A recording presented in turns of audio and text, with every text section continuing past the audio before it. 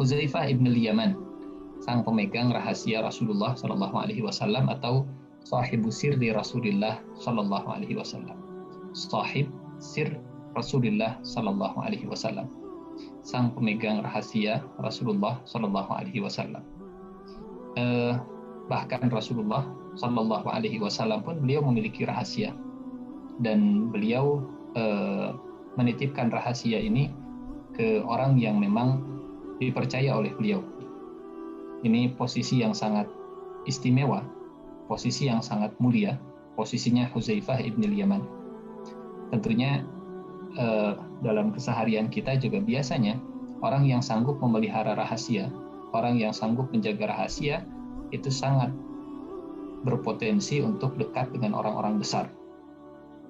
Biasanya orang besar mereka punya tangan kanan, punya asisten, punya orang yang memang fungsinya menjaga semua rahasia yang dimiliki. Jadi di antara syarat bisa dekat bersama dengan orang-orang besar seperti Hudzaifah bin Yaman yang bisa dekat dengan Rasulullah Shallallahu Alaihi Wasallam, salah satunya adalah mampu untuk memegang rahasia Rasulullah Shallallahu Alaihi Wasallam. Tentu rahasia ini bukan rahasia dari sisi syariat, ya. Karena kalau syariat itu dirahasiakan oleh Rasulullah Shallallahu Alaihi Wasallam, berarti ada aturan yang tidak disampaikan oleh beliau. Rahasia Rasulullah maksudnya bukan aturan-aturan yang hanya diketahui oleh Hudzaifah dan umat yang lain, sahabat yang lain tidak mengetahui aturan Islam. Rahasia yang dimaksud di dalam konteks Hudzaifah bin Yaman adalah nama-nama yang memang dicurigai oleh Rasulullah Shallallahu Alaihi Wasallam, tapi dikip nama tersebut dirahasiakan oleh Rasulullah Shallallahu Alaihi Wasallam supaya tidak mispersepsi kalau Rasulullah punya rahasia yang tidak diketahui oleh sahabat yang lain dalam bentuk aturan, dalam bentuk syariat, sehingga ada syariat yang disembunyikan oleh Rasulullah Shallallahu Alaihi Wasallam. Ya, bukan seperti itu maksudnya. Jamaah yang Allah muliakan, pertama kita mulai dengan namanya, ya, Hudzaifah bin al-Yaman. Nama asli bapaknya sebetulnya bukan Yaman. Nama asli bapaknya itu Husail, dan dipanggil Yaman karena sang ayah Husail, beliau tinggal di Madinah, kemudian bersekutu atau berkoalisi, minta perlindungan, minta suaka kepada suku-suku yang ada di Madinah. Suku namanya Abdul Ashhal, dan suku-suku yang ada di Madinah ini memang dari nasab mereka berasal dari Yaman, sehingga karena minta suaka dan perlindungan kepada orang-orang Madinah, orang Yathrib, dijulukilah Husail ini dengan panggilan Yaman atau Yamaniyin, orang-orang yang berkoalisi, orang-orang yang meminta suaka dari orang-orang Madinah yang asal usulnya dari Yaman. Nama aslinya Husail, jadi Hudzaifah bin Husail, tapi lebih dikenal dengan Hudzaifah ibn al-Yaman. Nama yang istimewa, ya, saya menemukan beberapa sahabat yang namanya Hudzaifah. Memang tidak sepopuler seperti nama Umar, seperti nama Ali, Utsman, dan seterusnya. Ini nama yang bisa jadi alternatif atau bisa jadi catatan kalau seandainya Allah memberi kita kesempatan atau Allah memberikan kita anak, ya, bisa menggunakan nama Hudzaifah. Jamaah yang Allah muliakan, saya ingin mulai dengan satu hadis Rasulullah Shallallahu Alaihi Wasallam yang diriwayatkan oleh Imam Ahmad. Ada 14 rufaqa, nujaba, wuzara yang dimiliki oleh Rasulullah Shallallahu Alaihi Wasallam. Ini redaksi hadisnya dalam riwayat Ahmad, statusnya atau derajatnya marfu'. Innahu lam yakun qabli nabiyyun illa qad u'tiya sab'ata rufaqa nujaba wuzara.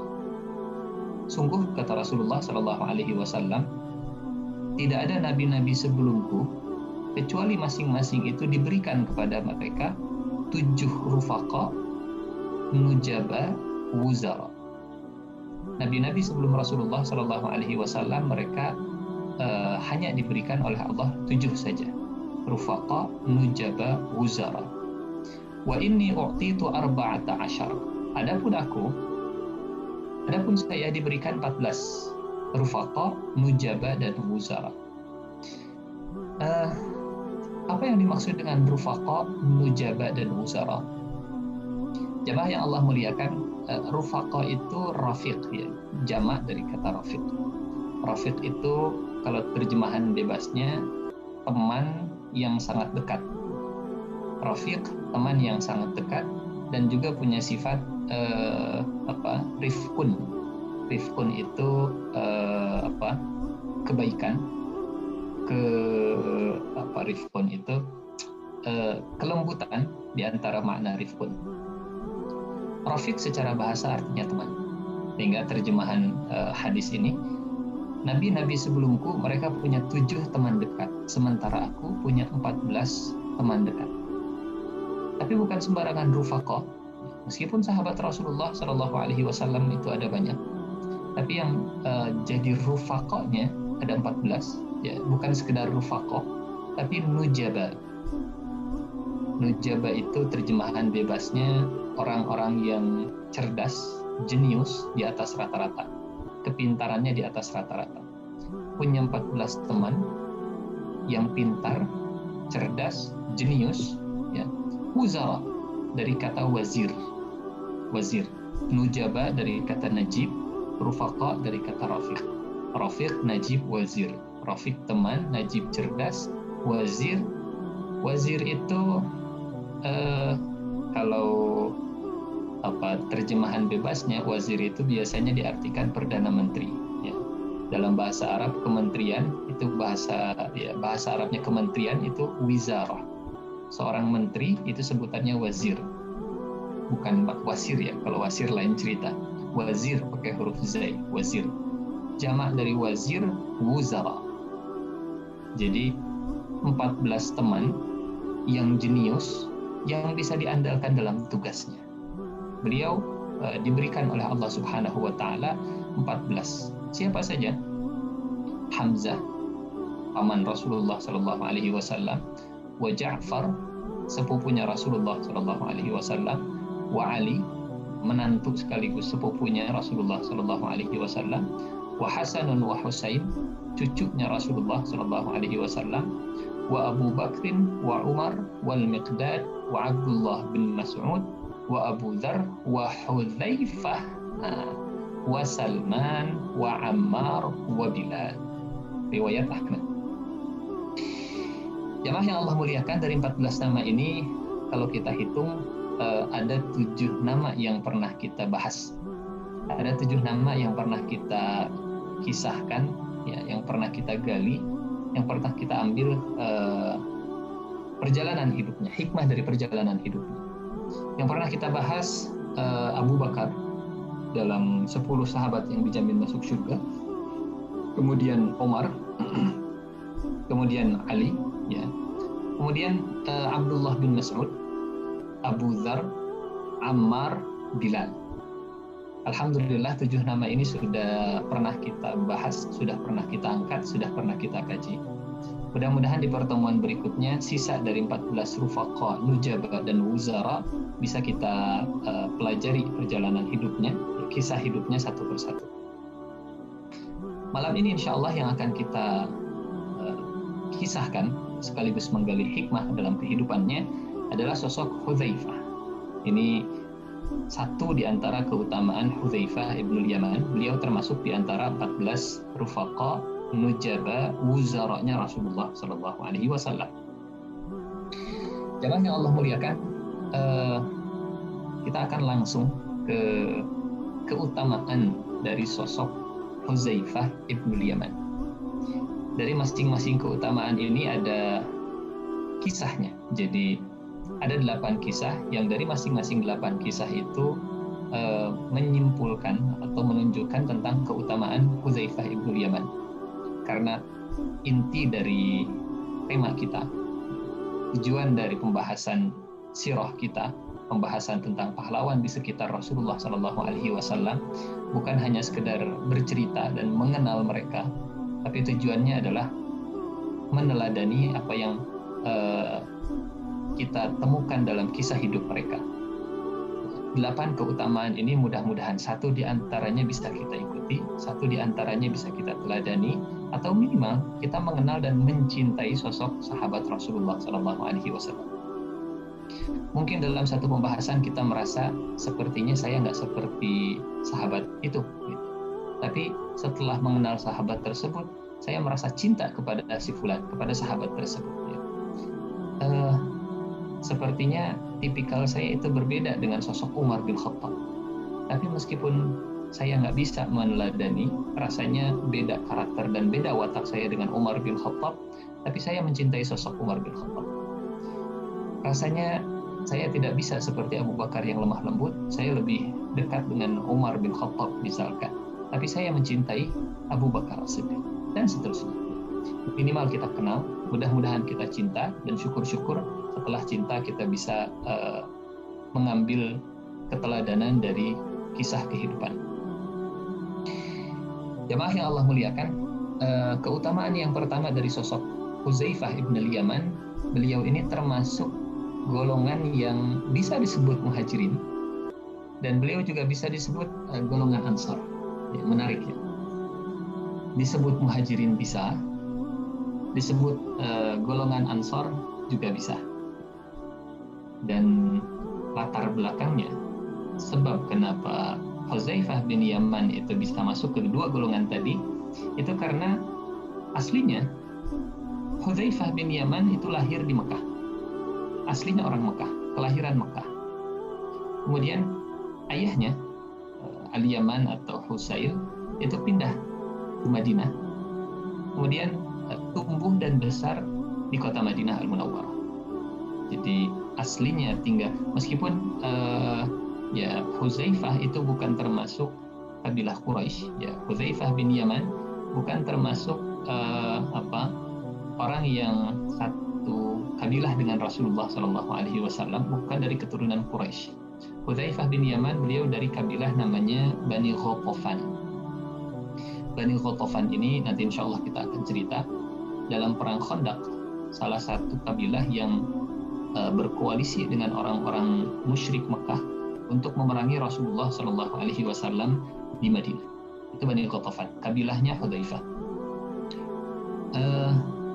Aslinya dari kabilah Bani Ghatafan, nasabnya itu nyambung ke kabilah Bani Ghatafan, lahirnya di Mekah, tapi tumbuh besarnya di Madinah.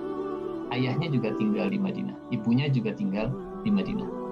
Sehingga saat Rasulullah SAW diutus, ya, banyak informasi tentang kenabian Rasulullah itu akhirnya sampai juga ke Yathrib, ke kota Madinah saat ini. Dan berita tentang kenabian tersebut ya membuat bikin Hudzaifah itu jadi pertama masuk Islam. Beliau beriman kepada Rasulullah meskipun belum pernah melihat Rasulullah SAW. Beliau rindu berjumpa dengan Rasulullah SAW. Kabar-kabar dari Mekah itu sampai juga ke kota Madinah, ke kota Yathrib saat itu. Akhirnya ya, ayahnya kemudian berangkat dari Yathrib atau dari Madinah ke kota Mekah. Ayahnya juga Muslim, ibunya juga masuk Islam. Saat Hudzaifah berangkat dari Madinah ya, menuju ke Mekah, berjumpa dengan Rasulullah SAW sebelum hijrah. Saat berjumpa dengan Rasulullah SAW, kata Hudzaifah, "Ya Rasulullah, apakah saya termasuk golongan muhajirin atau saya termasuk golongan ansar? Apakah saya termasuk golongan muhajirin atau saya termasuk golongan ansar?" Rasulullah SAW beliau menjawab, "In syi'ta, kalau engkau mau, engkau bisa termasuk dalam golongan muhajirin. Wa in syi'ta, dan kalau engkau mau, engkau juga bisa masuk dalam golongan ansar." Itu kata Rasulullah SAW. Aslinya Mekah, tumbuhnya di Madinah, ya. Kemudian saat di Madinah masuk Islam, berangkat atau pergi ke Mekah berjumpa dengan Rasulullah Shallallahu Alaihi Wasallam sekaligus pulang kampung, tempat kelahirannya, beriman kepada Rasulullah sebelum melihat Rasulullah Shallallahu Alaihi Wasallam, dan kemudian kata Rasulullah, kalau mau jadi orang muhajirin silahkan, kalau mau jadi orang ansar juga silahkan. Ini menarik ya, karena tidak banyak sahabat yang seperti Hudzaifah. Artinya, kalau muhajirin itu punya keutamaan, kalau ansar juga punya keutamaan, ya. Kalau Hudzaifah itu punya dua keutamaan, bisa jadi orang muhajirin, bisa juga jadi orang ansar. Dan kalau kita lihat di dalam Al-Quran, ya, ayat yang berbicara tentang keutamaan orang-orang muhajirin dan ansar, ini bisa kita temukan di dalam surat Al-Hasyr. Surat Al-Hasyr itu surat ke-59, ya, tentang keutamaan orang muhajirin dan orang ansar. Jamaah yang Allah muliakan, dalam surat, kita akan share ayatnya. Dalam surat Al-Hasyr ayat ke-8. A'udzubillahi minasyaitonirrajim. Lil fuqara'il muhajirin alladziina ukhriju min diyarihim wa amwalihim yabtaghuna fadlan minallahi wa ridwana wa yansuruna Allaha wa rasulahu ulaika humus shadiqun. Dan bagi orang yang fakir, yang berhijrah, yang diusir dari kampung halaman dan dari harta benda mereka karena mencari karunia dari Allah dan keridhaannya, dan mereka menolong Allah dan Rasul-Nya, mereka itulah orang-orang yang shadiq. Mereka itulah orang-orang yang benar. Muhajirin dijuluki oleh Allah Subhanahu wa Ta'ala sebagai shadiqun. Ini keutamaan orang-orang muhajirin. Ya. Tidak ada orang muhajirin yang lepas dari kriteria shadiq, yang lepas dari kriteria kejujuran. Ulaika humus shadiqun. Mereka itulah orang-orang yang benar, orang-orang yang jujur. Kemudian di ayat ke-9 ini ayat yang menceritakan tentang keutamaan orang-orang Ansar. Walladzina tabawwa'ud dara wal imana min qablihim yuhibbuna man hajara ilaihim wala yajiduna fi sudurihim hajatan mimma utu wa yu'thiruna ala anfusihim walau kana bihim khasasah wa man yuqa shuhha nafsihi fa ulaika humul muflihun. Kalau orang muhajirin oleh Allah disebut shadiqun, kalau orang ansar disebut muflihun. Dan orang-orang yang telah menempati kota Madinah dan telah beriman, ya, sebelum kedatangan orang-orang muhajirin, mereka mencintai orang yang berhijrah dan mereka tidak menaruh keinginan dalam hati mereka terhadap apapun yang diberikan kepada orang muhajirin, dan mereka mengutamakan orang muhajirin atas diri mereka sendiri sekalipun mereka susah. Dan barang siapa yang dipelihara dari kekikiran dirinya, mereka itulah orang-orang yang beruntung. Shadiqun, muflihun. Ini muhajirin, ini ansar. Dan Hudzaifah bin Yaman, kata Rasulullah SAW, kalau mau jadi muhajirin engkau bisa, kalau mau jadi ansar juga engkau bisa. Artinya dua keutamaan shadiqun dan muflihun ini dimiliki oleh Hudzaifah ibn Yaman. Masya Allah.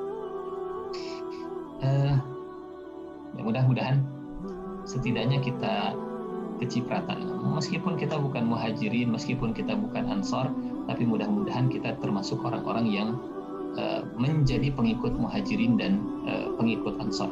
Karena kita sedikit kembali ya ke ayat yang tadi. Di ayat berikutnya, kita bukan muhajirin, kita juga bukan ansar, tapi mudah-mudahan kita termasuk orang-orang yang digolongkan oleh Allah di ayat ke-10 ini. وَالَّذِينَ جَاءُوا مِنْ بَعْدِهِمْ يَقُولُونَ رَبَّنَا اغْفِرْ لَنَا وَلِإِخْوَانِنَا الَّذِينَ سَبَقُونَا بِالْإِيمَانِ وَلَا تَجْعَلْ فِي قُلُوبِنَا غِلًّا لِلَّذِينَ آمَنُوا رَبَّنَا إِنَّكَ رَءُوفٌ رَحِيمٌ.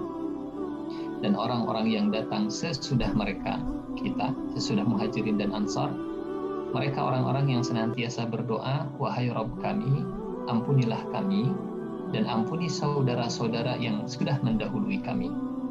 Jangan engkau biarkan dengki dalam hati kami terhadap orang yang beriman. Wahai Tuhan kami, engkaulah maha penyantun lagi maha penyayang. Mudah-mudahan kita masuk dalam kategori orang-orang yang senantiasa berdoa dengan doa ini, ya, orang-orang yang datang setelah muhajirin dan ansar. Nah, jemaah yang Allah muliakan, ini keutamaan Hudzaifah yang kalau dari lingkungan hidup, ya, Muhajirin dan Ansar itu latar belakangnya sangat berbeda. Muhajirin dengan mindsetnya sendiri, ya, mindset karena dibentuk oleh lingkungan tempat hidupnya, tempat tinggalnya, dan Ansar dengan mindsetnya tersendiri. Hudzaifah, kata Rasulullah Shallallahu Alaihi Wasallam, mau Muhajirin silahkan, mau Ansar juga silahkan. Beliau punya dua mindset ini. Ya, beliau bukan orang Muhajirin, artinya beliau bukan orang Mekah. Beliau dari Ghatafan, mau jadi Muhajirin bisa, mau jadi Ansar bisa. Ini saya ingin menegaskan karena nanti kita akan mengikat poin-poin ini semua dan menyimpulkan, oh, inilah kriteria dan karakter orang yang dipilih oleh Rasulullah Shallallahu Alaihi Wasallam untuk menempati satu tugas yang sudah dipilih, yang sudah ditentukan, pos yang tepat untuk sosok Hudzaifah ibnul Yaman. Yang kedua, keutamaan Hudzaifah, ayah dan ibunya termasuk sahabat Rasulullah Shallallahu Alaihi Wasallam, dan ini keistimewaan yang luar biasa. Kalau punya keluarga, kalau punya orang tua yang soleh, bapaknya soleh, ibunya soleh, bapaknya ahli Quran, ibunya juga ahli Quran, bapaknya ahli sholat, ibunya juga ahli sholat, bapaknya ahli pengajian, ibunya ahli pengajian, ya, bapaknya punya akhlak yang luar biasa, ibunya juga punya akhlak yang luar biasa, bapaknya punya visi akhirat, ibunya juga punya visi akhirat.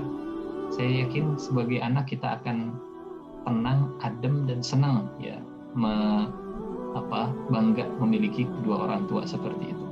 Kenikmatan yang sudah Allah limpahkan kepada Hudzaifah ini, kenikmatan ayah dan ibu yang termasuk sahabat Rasulullah Shallallahu Alaihi Wasallam, yang artinya kalau sudah sahabat, ya, kalau masuk dalam kategori sahabat Rasulullah Shallallahu Alaihi Wasallam, itu pasti surganya juga surga yang paling tinggi, surga Firdaus insya Allah. Artinya dikumpulkan di satu surga yang sama, sebagaimana di dunia, seperti di dunia juga mereka kumpul bareng-bareng, ya, di tempat yang sama, di keluarga yang sama. Mudah-mudahan keluarga kita dikumpulkan oleh Allah Subhanahu wa Ta'ala dalam keimanan. Mudah-mudahan keluarga kita dicatat oleh Allah Subhanahu wa Ta'ala sebagai keluarga yang kompak dalam ketaatan, dan mudah-mudahan keluarga kita dikumpulkan oleh Allah Subhanahu wa Ta'ala bersama-sama di surga Firdaus kelak insyaallah. Meskipun, ya, ayah dan ibu kita bukan termasuk sahabat Rasulullah Sallallahu Alaihi Wasallam, tapi esensinya atau intinya, hikmahnya adalah kompaknya keluarga Hudzaifah ibnul Yaman. Dan ini satu keutamaan yang luar biasa. Yang ketiga, keutamaan Hudzaifah. Ini dari satu kisah.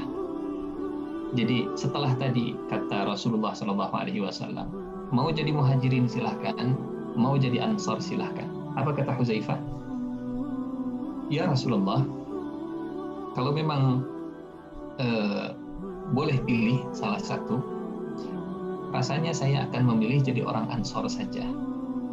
Artinya Hudzaifah memilih keutamaan ulaika humul muflihun, ya, mudah-mudahan Hudzaifah Hudzaifah bisa disebut sebagai orang-orang yang menolong Rasulullah Sallallahu Alaihi Wasallam, dan memang bukan sekedar bisa disebut, Hudzaifah adalah orang yang menolong Rasulullah Sallallahu Alaihi Wasallam seperti sahabat-sahabat dari golongan Ansar yang lain. Nah, ini kisah tentang poin yang ketiga, keutamaan Hudzaifah, komitmen dan kuat dalam memegang janjinya. Jemaah yang Allah muliakan, saat perang Badar, ya, dalam persiapan menuju perang Badar, Rasulullah Shallallahu Alaihi Wasallam beliau menyiapkan pasukan, dan Hudzaifah saat itu dengan ayahnya, Hudzaifah dengan Husail atau Yaman, beliau di tengah perjalanan ketemu dengan pasukan orang-orang pasukan Quraisy. pasukan Quraisy Mekah. Sehingga Hudzaifah kemudian ditangkap, dicegat. Hudzaifah dicegat oleh orang-orang musyrik Mekah, tertangkap karena Hudzaifah dianggap beliau ini sebagai orang yang akan membantu Rasulullah SAW. Jadi Rasulullah sudah siap, Hudzaifah itu ada di luar Madinah. Saat Hudzaifah berangkat ke Madinah, mau masuk ke kota Madinah, pasukan kafir Quraisy mereka mencegat atau menangkap Hudzaifah dengan ayahnya. Ditangkap kemudian diinterogasi. Kata orang-orang musyrik Mekah, mau kemana? Kata Hudzaifah, kami mau ke Madinah. Kata orang musyrik Mekah, pasti mau membantu Muhammad ya, karena kita mau perang lawan Muhammad ini. Kata Hudzaifah, mau ke Madinah. Mau ke Madinah, enggak akan dilepaskan. Karena kamu pasti bakal jadi personel, akan ikut memerangi kami kalau kami biarkan kamu pergi ke Madinah. Pasti akan bantu Muhammad. Kata Hudzaifah, mau ke Madinah.